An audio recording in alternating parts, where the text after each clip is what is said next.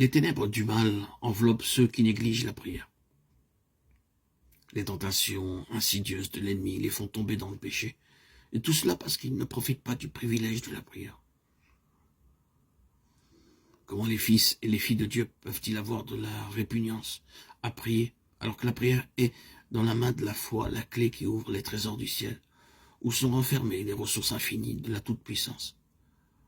Sans la prière continuelle et sans une vigilance qui ne se dément jamais, nous sommes en danger de tomber dans l'indifférence et de nous éloigner du droit sentier. L'adversaire sait bien que par des prières ardentes, faites avec foi, nous obtiendrons la force de résister à ces tentations. Aussi cherche-t-il sans cesse à obstruer devant nous le sentier du trône de la grâce. L'exaucement de nos prières dépend de certaines conditions. Une des premières, c'est que nous sentions le besoin du secours de Dieu. Sa promesse est « Je répandrai des eaux sur le sol altéré et des ruisseaux sur la hauteur du séché » Ésaïe 44, 3. Ceux qui ont faim et soif de la justice et qui soupirent après Dieu peuvent avoir l'assurance d'être rassasiés. Il faut que le cœur soit ouvert à l'influence de l'Esprit, si l'on veut recevoir la bénédiction de Dieu.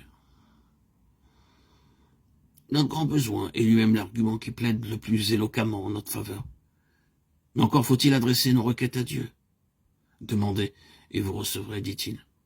Et aussi, lui qui n'a point épargné son propre fils, mais qui l'a livré pour nous tous, comment ne nous donnera-t-il pas aussi toutes choses avec lui?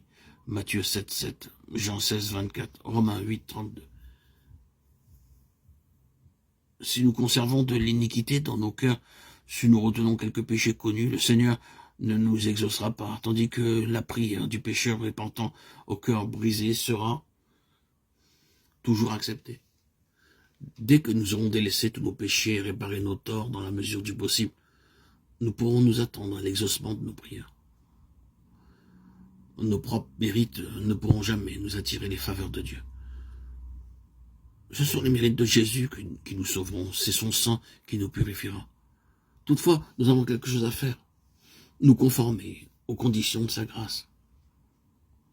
La foi est aussi un autre élément de la prière exaucée. Il faut que celui qui s'approche de Dieu croit que Dieu existe et qu'il est le rémunérateur de ceux qui le cherchent.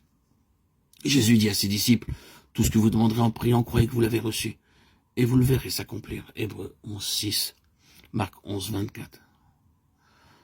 Le prenez-vous au mot? L'assurance est large et sans restriction.